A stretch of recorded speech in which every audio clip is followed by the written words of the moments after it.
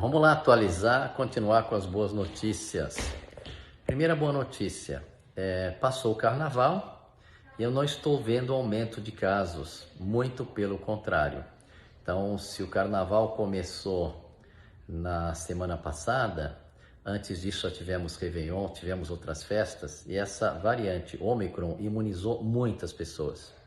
Então, por isso que eu achei que não ia haver um boom no carnaval. Então, anteontem eu atendi uma consulta com 2 procuras. Ontem, domingo, eu tive 2 procuras com 0 consultas. E hoje eu tive apenas uma consulta com 2 procuras. Só para lembrar vocês, no auge da pandemia, quando tinham 287 mil casos num dia, a minha procura aqui eram 287 casos. E a gente fazia, em média, 52 consultas, 40 consultas. Só para vocês terem uma ideia.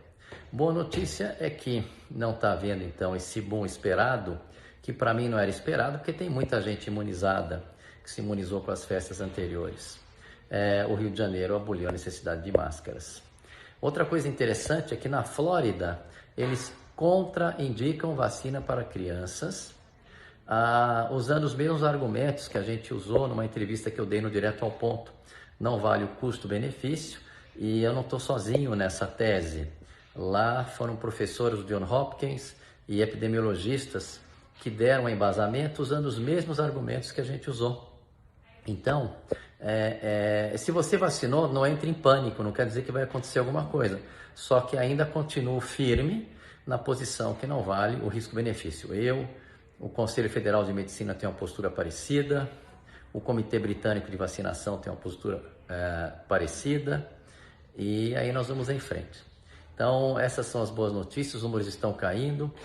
Realmente a Ômicron funcionou como uma variante que tem muito poucas letalidades.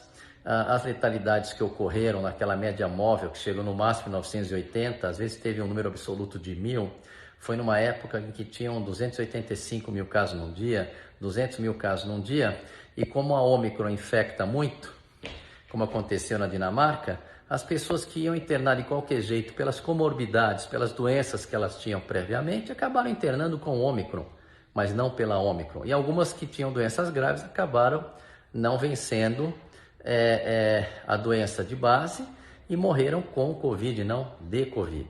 Então é muito importante ter essa análise, porque é uma explicação que eu dou, aí eu quero que vocês façam o exercício da observação, de que como era antigamente, quando nós tínhamos uma variante muito agressiva, a gama amazonense, a gente conhecia um ou outro que estava no hospital em estado crítico.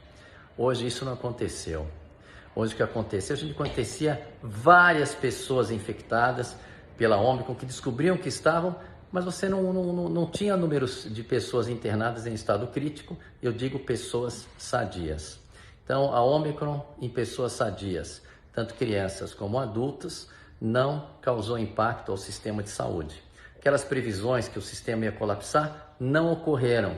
E a gente já tinha essa noção porque eu converso com os médicos do mundo inteiro, inclusive com o Dr. Shankara, da África do Sul.